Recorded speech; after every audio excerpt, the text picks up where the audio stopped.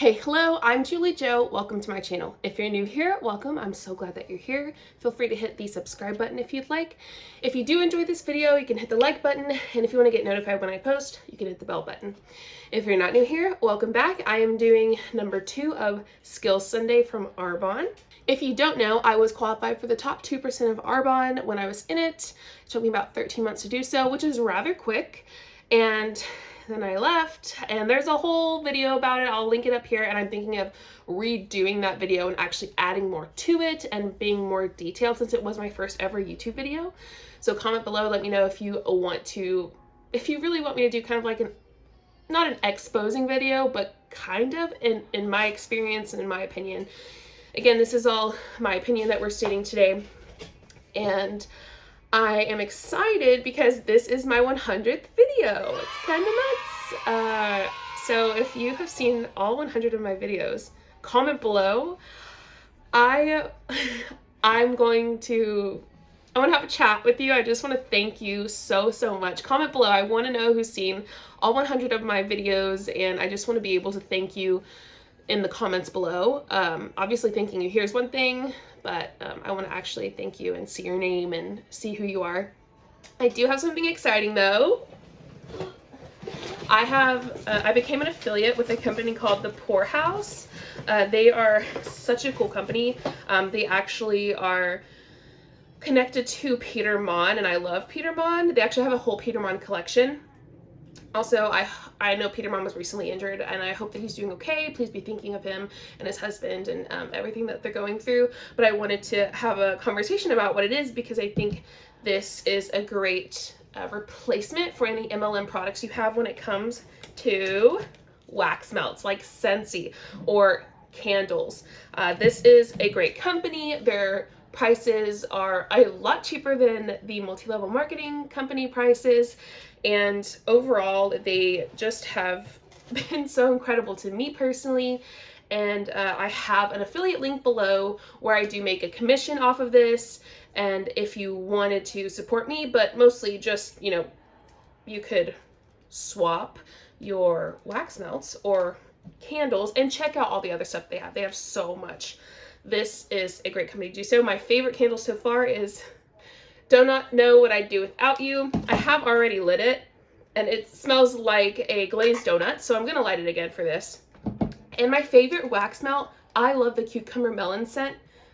I know, that's kind of like really basic, but I really love that scent from Bath & Body Works. So they have cucumber cantaloupe, and oh my gosh, it reminds me so much of that, and it's so good. So really excited. So if you want that, it's down below. Feel free to use it. If you don't want to, you can also just go to their website. It's totally up to you. Anyway, I am back. I'm going to light my candle before we get started on reacting to today's Skills Sunday. It is by an ENVP named Kaylin Kakuska. She has been on my top fails before. Top fails up here. I don't know which one it's in. I think I have over 15 top fail videos. But that's just an example of one of the things that she's posted. I thought this was a very interesting training, and I'm really excited to get started and watch it together. Don't forget to follow my social media. I am on Instagram and I'm on TikTok at walkin_on_Lexapro. And I think it is time to get started. So let's go ahead and see what's in this video. Hello everyone, I'm going to go ahead and get started. Thank you guys just so much for having me. It's such an honor to be on this call, pouring into you guys today. For those of you guys who don't know me, my name is Kaylin Kakuska. I'm an executive national vice president with Arbonne, and I'm so excited to be here. So of course, you guys, as you know, I have to start by saying, as a national vice president in this company, my results are typical, but I really truly think as you guys just open your ears to hearing my true journey and my true story of what it took me to get to here right now, you're gonna find that my story is a lot more relatable and a lot more typical than you think. So some of you guys— Okay, so here's the deal with this. Is I know in Arbonne, as someone who was qualified for top 2%, I would have to say my story is not typical, and that is a part of Arbonne's compliance. So she starts by following compliance and saying my story is not typical, but then she goes, turns around, becomes really deceptive and say, but it's more typical than you think. No, it's not, Kaylin. It is not more typical than we think. It's not a typical thing. You are in the top well, even less than 1% because you're an executive national vice president, which means you have at least one national vice president under you. So what you're doing was following compliance, and then boom, turn around and you are not following compliance. Please, like, stop being deceptive. You know that it is not typical and is not more typical than people think. Come on. That's ridiculous. Also, if you were watching this, don't forget to leave your commentary below. I'd love to hear what you have to think. You guys on this call may know my story. I know there's some new people here, as I saw in the chat. So for those of you guys who don't know my story, here is what people know, or what they think they know right off the bat when they hear my name. So my name is Kaylin Gakuska. I started Arbonne in June of 2019, and I worked my way to the top 1% of this company in 5 months. But I'm going to share with you guys today my real Arbonne story. So I started entrepreneurship opening a small retail store in 2008. Shortly after that, you guys, Instagram became popular, and I started trying to become an Instagram influencer. I always say don't scroll back on my page because keyword was trying. It took me 9 years to truly grow to 10,000 genuine loyal followers on Instagram. That played a massive role in the business that I have today.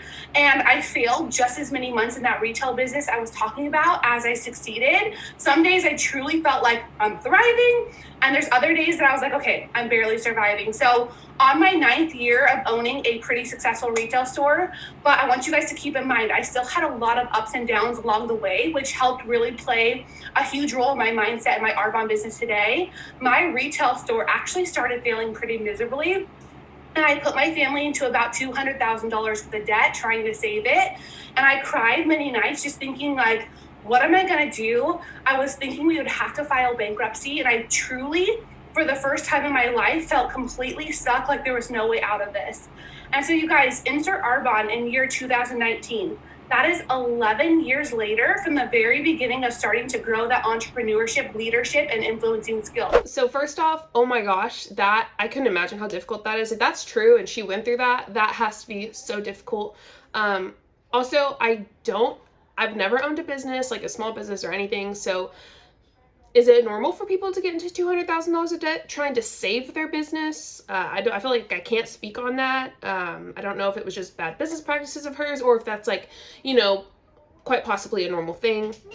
I'm not really sure. But what I will say is that is an obvious pain point that I feel like maybe her upline saw and used to join, because in Arbonne, we would definitely use people's pain points on purpose. It was part of our training, was to find people's pain points and tell them how Arbonne can fix that. I think this also shows that she had a very loyal following, as she says, and many customers already, because she'd had it for 9 years, and she said it was very successful for a while. So I think that is one of the reasons she was able to get to the top in 5 months, which is very, very, very rare and 100% not typical. There are very few people who have ever done that. So she already had a following of over 10,000 people and customers and extremely loyal people, as she has said, which helped her get to the top. You see, so many people saw my journey from the outside. They called me a unicorn and immediately wanted what I had. But once they get to know my real story, all the tears, all the debt, all the work, all the time that it took for me to get to where I am today, I always ask them, do you still want it? You guys, I worked, I cried, I succeeded, I failed. I succeeded some more, and I failed again over and over and over again, just like probably a lot of you guys on this call. My story was not in any way glamorous. I just never gave up. And most people in Arbonne started watching me when my story started getting really, really good. So I'm going to read from a long quote from the book Win in the Dark by Josh Metcalf. And it relates to my story so well, and I hope it puts it into perspective for you guys. Many people crave attention and glory that comes with mastering a craft. They get obsessed with the limelight, the spotlight, and the glamour, but it blinds them to the journey that's necessary to get there. Everyone wants their moment in the spotlight, but you don't shine under bright lights. The bright lights only reveal your hard work in the dark. Most people will never see your work in the dark, and when you emerge after years, sometimes even a decade of training, they often undercut your work, calling you an overnight success or freakishly talented. They don't realize that talent is overrated. They don't realize that talent is never enough. Behind every overnight success are tens and thousands of unseen hours training, failing, and growing in the dark. You guys, as I read that story, as I read that quote, it reminded me so much of my Arbonne journey. I'm sure that her Arbonne journey, I'm doing air quotes if you aren't looking, was difficult. I'm sure it was pretty hard. You know, I don't think an MLM is necessarily super easy for everybody. When I mean everybody, I mean the top 1% who make it. But what about the hundreds of thousands of people who've experienced the same thing she's experienced, worked just as hard or harder than her, and didn't reach that air quote success that she has reached? It was easier for her because she has and had certain things that most people don't have. That extremely loyal following with over 10,000 people. She had this big, well, not big, but her small clothing business that had been around for a long time. I think she said 9 years. I could be mistaken, but I'm pretty sure she said that. So she had all of these things where she had loyal customers already. And these things actually lead to you having a much more successful business when it comes to multi-level marketing companies, because you already have those solidified customers. And this goes for a lot of people at the top. They usually have some kind of following. It is rare, in my opinion, to see someone who does not have some kind of leg up to make it to the top. I mean, I think that's pretty obvious. It's not something that's hidden. It's not something that's like, well, I don't think so. I think people, you know, who don't have these things have the same chance. They don't have the same chance. 99% of people don't have the same chance, even when they work as hard as these people. I had 11 years of my main focus being to cultivate a genuine community, build real friendships on social media by adding values to others and gaining trust. And on that journey, I had no end game. I had no timeline. I just knew that somehow, some way, I wanted to help people in a positive way and influence them. So I never had any idea that it would lead me to here. It would lead me to Arbonne and a truly life-changing opportunity for my family. So with that said, you guys, today I want to share with you how I cultivated that genuine community and how, like, for me, real connection is what keeps me focused and motivated to keep putting effort into my business every single day. I believe this business is all about pivoting, adjusting, and being open-minded to just truly recognizing new ways. This business is always going to boil down to the same thing, but how we get there sometimes needs to shift. And with social media being such a tool for our business, it's very, very easy, even if you have the best of intentions, to get caught into this trap of becoming a hunter. Hunters make people feel uncomfortable. They're in it for an end game. They're on the lookout for who they can grab, and it's always about quantity over quality, in hopes that if they ask enough people, they're going to get a handful that'll actually say yes. What's so interesting about this is that's actually what's taught in Arbonne, the opposite of what she's saying.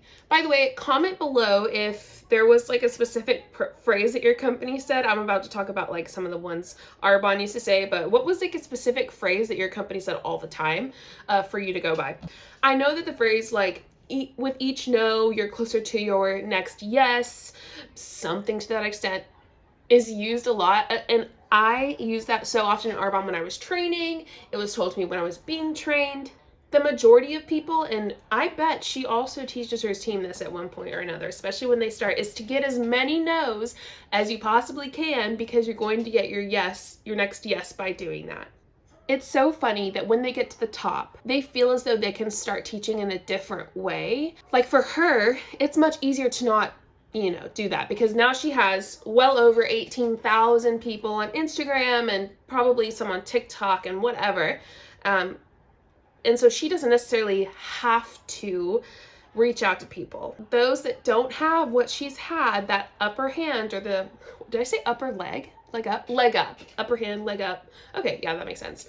In the business, air quotes, they do have to do those kinds of things. They don't have the ability to message someone with this, which is what we're going to see. I have watched this one through. We're going to see the way she messages and talks, and it's just not what most people can do.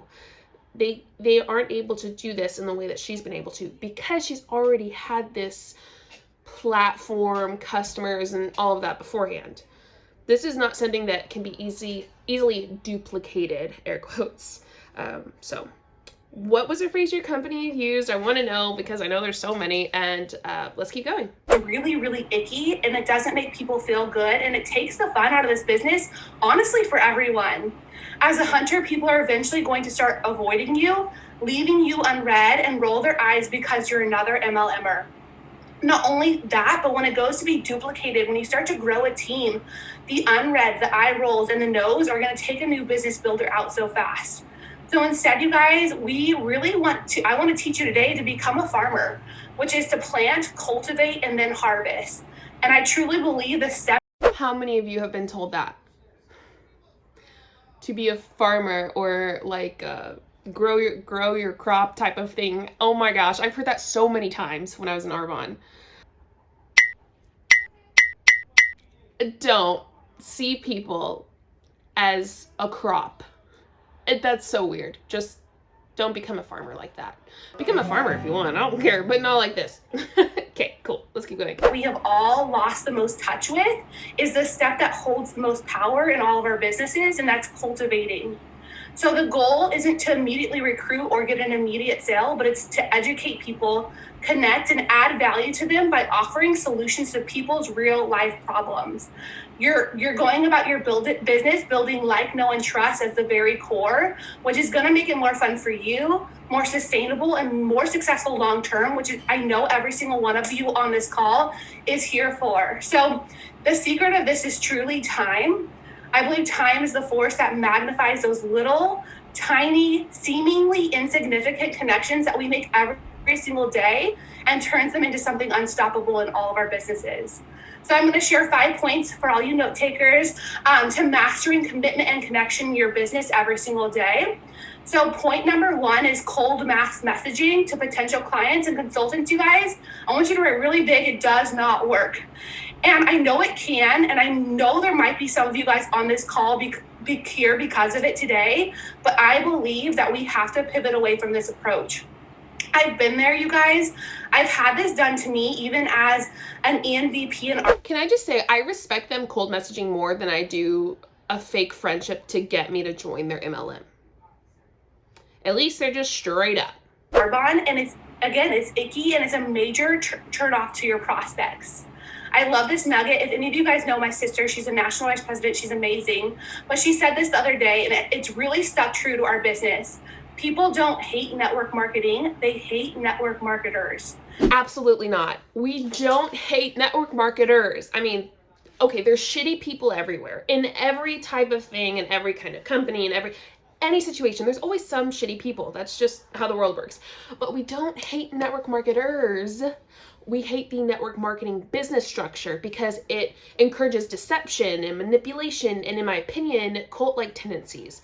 That's what I see, and that's why I do these videos, to show these tendencies, show these deceptions that they bring about, to show the manipulation. We don't hate the network marketers. I mean, some people are just shitty, okay? There's some people who are just shitty. It's how the world works, but we do not generally hate people in network marketing companies. That's just, no, it's the business structure. You guys, it doesn't matter if you're doing a reach out and your Hey Girl voice memo is the most genuine, heartfelt message if you never really took time to build that connection with them first. So we really need to shift away from this and show everyone that in Arbonne, we are different. Not only are you probably wasting a lot of your time, but I'm gonna guess you're burning a lot more potential bridges than you're actually building. You guys, there's so many people in network marketing industry today. Chances are that person you're reaching out to has probably heard some pitch, some cool message, and some copy and paste before. So instead, we're gonna really focus on taking that longer route. We're gonna connect, we're gonna listen, and we're gonna figure out people's actual pain points so we can serve them well in and outside of Arbonne. I want you guys to go into every single connection you make with the mindset that you have nothing to gain from them. If they don't buy a single thing from your business, you have to genuinely want to be connecting with these people regardless.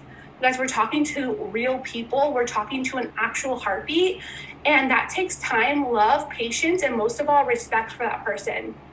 So number 2, where do we start, you guys? This is my method for kind of finding new connections. And I want to be clear, you guys, can be done on and off social media. I was actually just in Texas a few months ago and connected by the pool with 2 different moms who now both follow me on social media and have both asked me about Arbonne. So I'm not saying that your connection has to be strictly via social media first, but we all know that we live in a social media world, and if you're not using it, you're losing out on so much potential for your business. So something that I experienced that was super interesting, let me know if you experienced it, was that I saw everyone as a potential business partner, like anyone, as a potential business partner. I feel like I was trained in that way to do it, but I wasn't as good as, in my opinion, Kaylin is at manipulating the situation, right? I wasn't as good as acting like we're buddy-buddy and then really leading it towards like being buddy-buddy just so that this person could potentially be a team member in Arbonne with them. That's just not something that I was good at. It's being like deceptive like that, I struggle with a lot. So the more I had to do that, the harder it got for me. Like when I had talked to the majority of my friends and family and people like my warm market, trying to get my cold market to be warm was really hard for me because I felt uncomfortable, like I was doing it for the wrong reasons. And that's another reason that I kind of exited MLM. Let's keep going. Chances are for myself, you guys, being a busy mom in the season that I'm in, I can't be out every single day finding new friends, let alone like dream teamers, without probably burning myself out first. But I can easily find 5 new friends or more every single day via social media. And even those in-person connections you do make, like I said, they should always end up leading to social media friends. I would never text my prospects every single day saying, Arbonne's amazing, you need to try a protein shake. And you guys, I definitely would not be texting them, telling them that my husband is golfing on a Tuesday morning, just really painting a big vision for what our life looks like today and what this business can bring someone. But I sure as heck can post that content, and I do every single day. And if they're following me, they're gonna see it. And that repetition, without me even having to say a word to them or talk to them, is so powerful for when I do actually go make that ask. So to find new people, you guys, I scroll different locations. I check out friends of friends. I find pages and tags on social media until I find someone that I actually genuinely love their content, vibe, message. These people have to 100% align with me and my values. Remember, you guys, these are people you're going to build a business with. These are people you want to end up in Maui someday with. You have to actually genuinely love these people. I want you to focus on making this less about their following count and more about actually who they are as a person. There's definitely some people I start connecting with and I realize, it actually might not be a good fit. So really focus on people first. Once I find someone, I follow, like, and I comment on a few of my favorite pictures, and then I message them something really short and sweet, which I'm going to screen share and show you an example right now. Okay, so as you can see in the slide, you guys, this was someone I was connecting with. Instead of doing a reach out, I simply just reacted to something on her stories. This is after I've already commented on a few of her pictures, liked a couple pictures so that way she sees me engaging with her. I reacted to one of her stories and I said, I can't, like, I'm so happy I stumbled across your page. And you guys, the power is that she immediately followed me back. And that's where the power lies. So you guys, a few months later, as you can see, as you saw, and that was from February that I made that first touch point with her. A couple months later, and this girl is now super connected with me. She actually I was in Maui with the MVP. She was engaging with me all week long. She was seeing my content. And so instead of being ignored by this spammy reach out 9 times out of 10, I'm actually getting people to follow me back and thank me for my sweet words and then continue to engage with me, which you guys, I like those odds so much better. And I actually added this in very last minute to my training, but a couple of days ago, I had a dream teamer reach out to me saying that she looked up the average earnings on her website and wanted to learn more about this business. You guys, this is someone who followed me previously, but before doing this method I'm about to teach you guys, I never really worked to stay relevant in her life. So we had 0 daily interaction. You guys, since implementing this method I've been using, I have been working really consistently to connect with her every single day.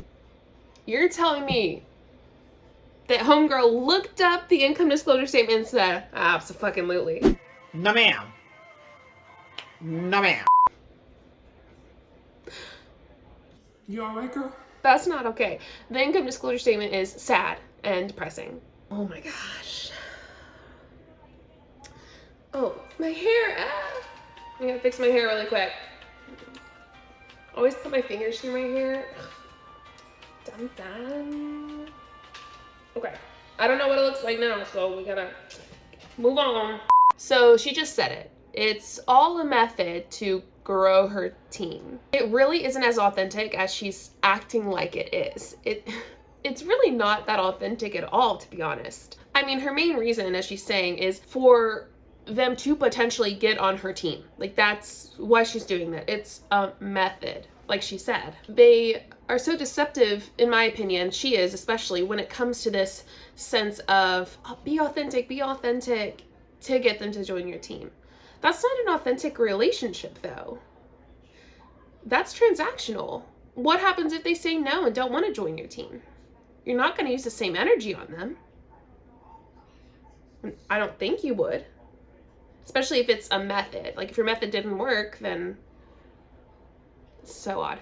So odd. And she now has been watching all my Maui content from this past week. And it's one of those posts that I did while I was there that led her to look up our averages on our website. You guys, this is someone who could have easily fell through the cracks and never saw the content I had been posting had I not taken the time to connect consistently with her. So you guys, this girl, she has a genuine following. She has so much potential to change her life and so many other people's, all because of keeping connecting as my main focus. You guys, the key is to getting people's attention first, getting them to trust you, and then using that trust to take them somewhere differently than they ever dreamed possible. And the only way to do that is if our relationship is based on authentic connection first. So number 3, with this method, you guys, we have to be consistent. If you like, follow, message, and connect a couple of times, and then bam, you're gone, you disappear, and you don't talk to these people for an entire month or 2 or however long, your connection is not going to seem genuine to them, and it's definitely not going to go anywhere, which is a major waste of your time. I want you guys to think of these connections that you're going to start doing like as relationships with your closest friends. That is what we're aiming to grow towards over time.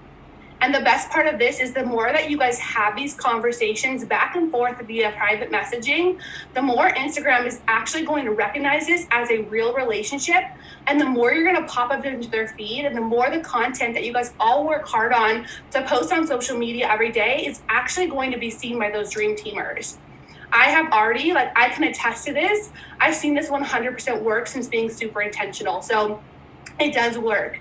And this is a must because you're working both on background and the foreground. You guys, there is no point. So she's saying act authentically interested in them, which is super deceptive, so they can see your stuff more and join your team? Oh my gosh. I mean, the way she's presenting this is not in like a harsh or intense, or like she's presenting it as like, look how authentic I am. When in reality, this is not authenticity. A true friendship is not one that has a transaction in it. It's not one that has oh, here's my method to get them to do this. I used to think this kind of stuff was awesome. I'm so glad I'm out. I'm so glad I'm out. To putting out fire, amazing content on social media if none of your prospects are seeing it.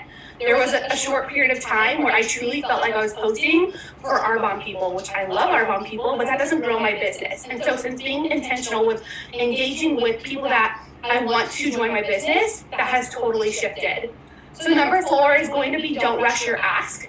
This part is probably one of the hardest parts because I know we all love Arbonne, you guys. Everyone on this call has probably had their life changed by Arbonne in some way, whether it be the products or the business. And we really, truly, we want to shout it from the rooftop. Sometimes I want to shake people, but you guys, if we try and enter Arbonne too soon, people are going to reach you. And even though you are genuine, they will most likely put up a wall and pull back from really sharing and connecting with you further, which is going to ruin the start to an amazing, genuine connection and relationship. So this is what I'm getting from that, and you can tell me if I'm wrong. So make them think it was their idea, and that you don't have that at the forefront of your mind. Make them think it's not a method.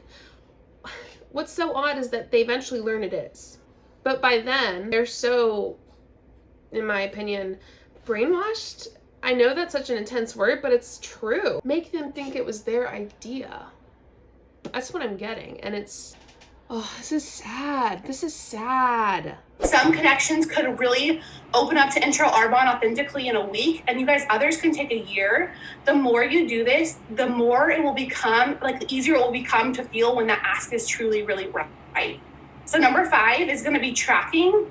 And I have to be honest, this is probably my biggest downfall before using this method that, like, literally changed my business.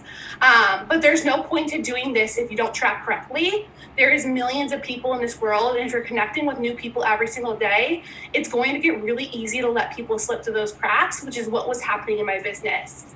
And since we're not getting straight to the point, we're not making that ask really early on, we have to work to stay relevant in people's daily life. So how do you do this? I am going to screen share with you guys again.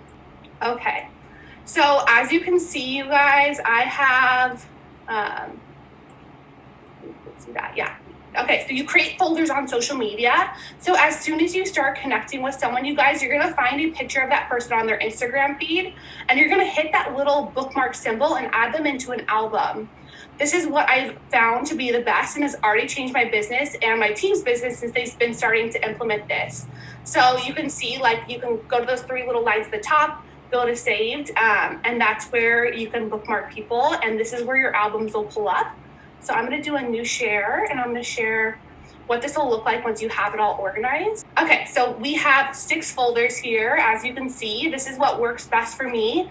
So your cold folder, you guys, this is someone that you just started connecting with. It's probably your very first touch point. You probably liked a couple of their photos. And the entire intention of doing all of this is to get them on your team. That's not authentic. You are not authentically trying to be their friend, in my opinion. You're doing it so they can get on your team and make you more money. This is a perfect example of the deception and manipulation. I mean, it's so spot on. They haven't followed you back yet. It's just really that you put them in that folder the very first time you make a touch point. Your warm folder is people that have moved from your cold folder to your warm folder. This is someone that's probably followed you back on social media. You've maybe had some back and forth conversations, but they're not really ready to make that ask. And you really have to, like, to really know about them, you have to kind of look back on your conversation and really see where you left off the last time. For them to move from your warm to your hot folder, you guys, these are people that you've maybe already made the ask or sprinkled in Arbonne in some way, but regardless, you feel like real life friends and you're super connected. You already know their pain points without even having to do research, and you have very clear solutions on how you can help them. The next folder is going to be follow-up. This is people who have asked me about the business, but they have not joined. I always say yet, because they're going to join me soon. And then I have interested in products. These are people who have asked me for samples or inquired about the 30 days, but they haven't yet committed. So maybe it's that, or maybe it's the makeup, whatever products it is, they go in there.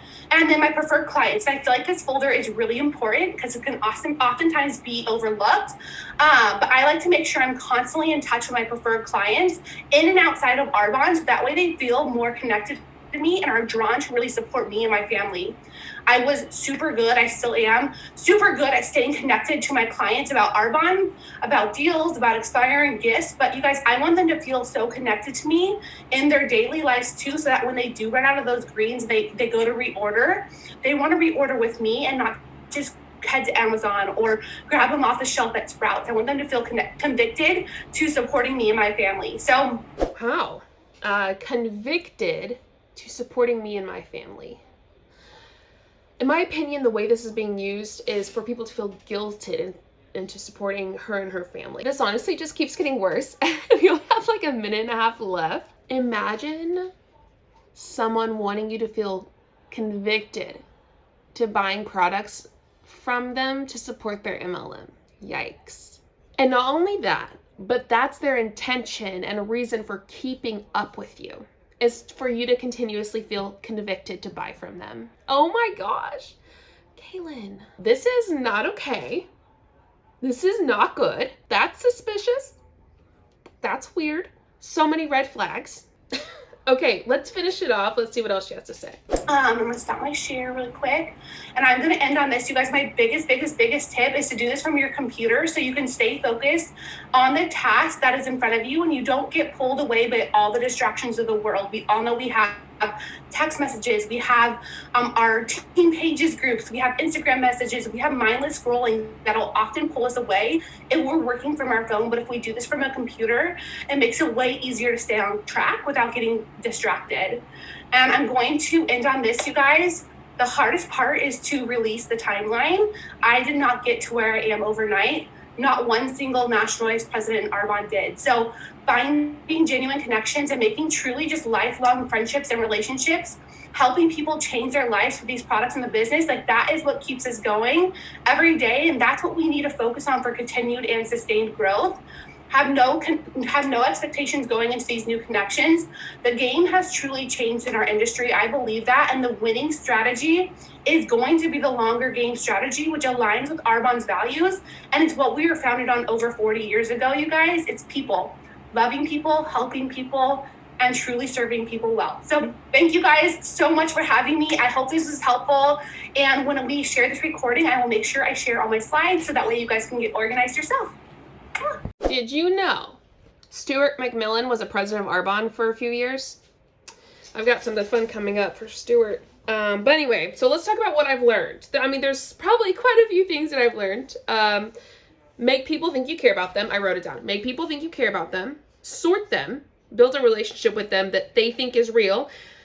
And ultimately get them to join your team. Yikes, Arbonne. And I've heard this a lot from people in Arbonne. I've heard it from a lot of people in most level marketing companies, but especially this. And the way they present it, they sugarcoat it. They present it in such a way that they like sugarcoat it, make it look pretty. It's kind of like, and I've said this before, you can make shit sparkly by throwing glitter on it, but it's still shit. And in my opinion, that's exactly what this is.